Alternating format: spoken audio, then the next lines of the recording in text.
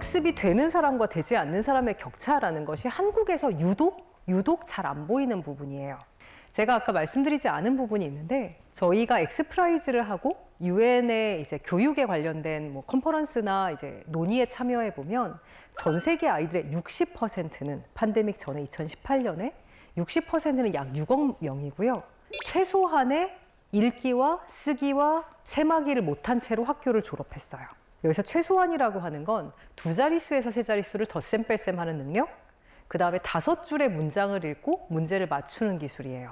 학교에 앉아서 6년, 8년, 10년을 앉아 있는데 10년이 지나서 졸업을 했는데 그 정도를 못하는 아이들이 전 세계의 60%였어요.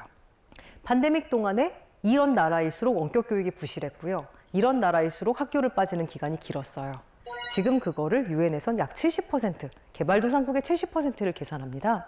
그러다 보니까 저희가 세상을 바라볼 때 우리 주변, 내 삶, 서울이라는 곳을 기본으로 살다 보면 저희가 굉장히 많이 실제 인간이라는 게 어떻게 생겼고 인간의 중심점을 어디에 둬야 되는지를 잃어버려요. 사실 이제 학부모로서도 그렇잖아요. 공부를 잘하는 아이, 그래도 좀 잘하는 애들 축에서 거기서 중심점을 잡지 절대 중간을 중심으로 잡지 않아요.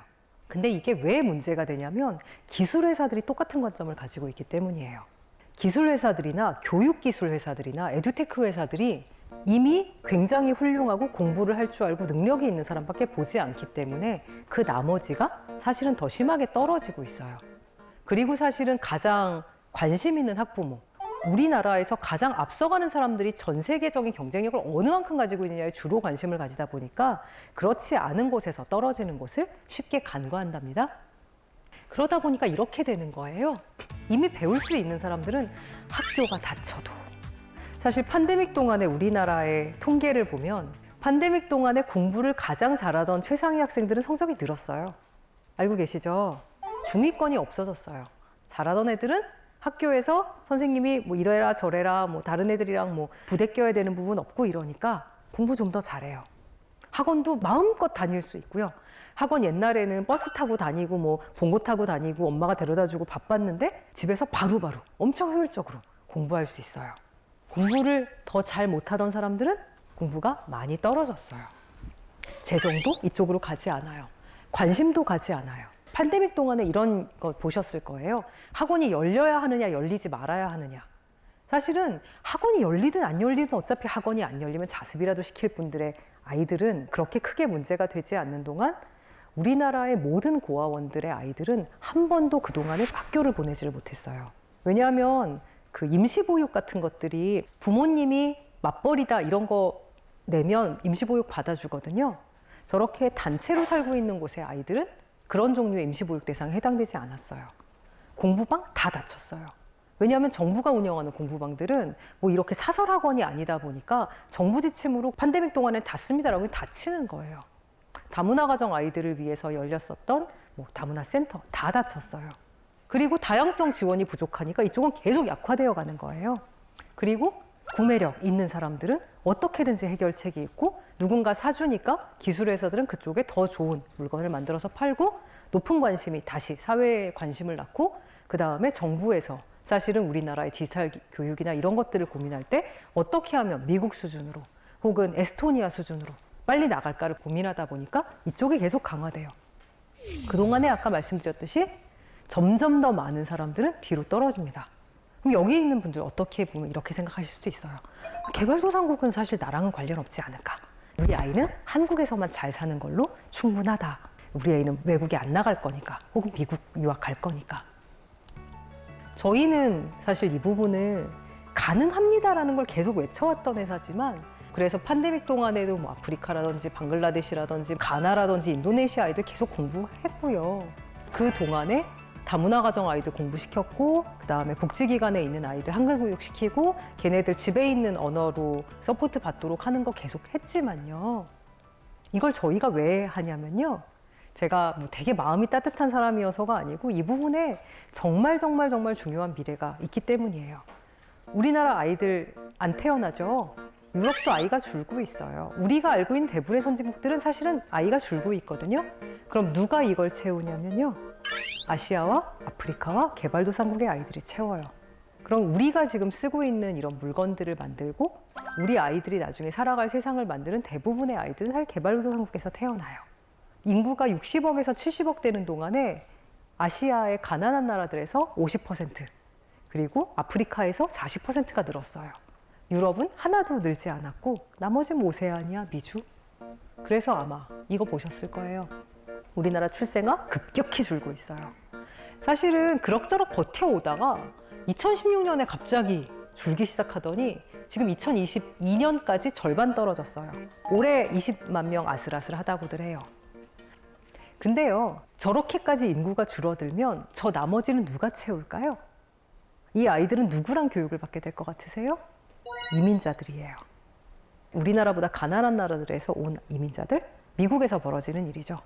다문화 가정 아이들, 그리고 아이들이 저렇게 줄어들었으니까 취약계층 아이들 하나하나 버릴 수가 없어요. 자, 옛날에는 우리나라 같은 경우 이랬다고요. 선생님들이 정말 공부 잘하는 애만 그냥 학생 취급을 했어요. 야, 너희 방해하지 마. 너희 뒤에 있는 애들 그냥 자. 저 때만 해도 그랬거든요. 아이가 반에 60명이 있었고 어릴 때 이부제 했었단 말이에요. 지금도 마찬가지예요. 학교에 있는 아이들의 절반 이하예요. 그러면 지금 현재 있는 교육이 절반 이하인 아이들이 내년에 작년에 못 배운 거를 좀 복습할 시간을 주느냐? 아, 이건 알아서 하시고요. 쭉쭉 앞으로 나가요. 앞으로 나가는 것도 부족해서 선행까지 다 하셨죠? 이러고 앞으로 나가요. 쭉쭉 나간단 말이죠. 그리고 나서 이 아이들이 만나게 될 세상은 뭐냐면, 그래, 나는 공부를 잘해. 나는 좋은 대학을 나왔어. 근데 내가 지금 같이 일할 사람들이 나 같은 사람들이 아니야. 이 사람들의 능력이 떨어져. 내가 고용할 사람들의 능력이 떨어져.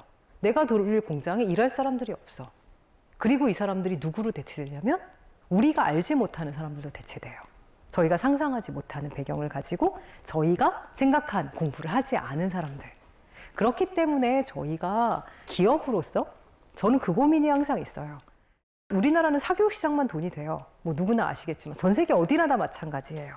이 사교육이라는 건 그 나라에서 가장 공부에 관심 많은 부모들이 자기 아이가 남보다 조금 더 낫게 하기 위해서 쓰는 교육이에요.